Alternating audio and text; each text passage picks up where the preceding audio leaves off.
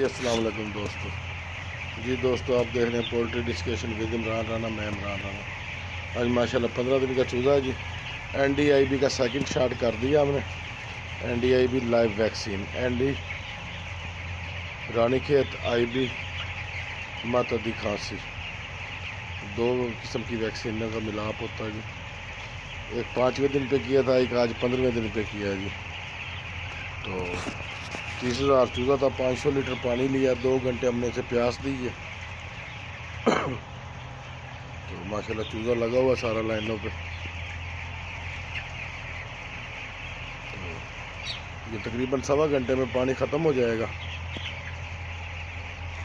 तो आज माशाल्लाह 15 दिन का चूज़ा।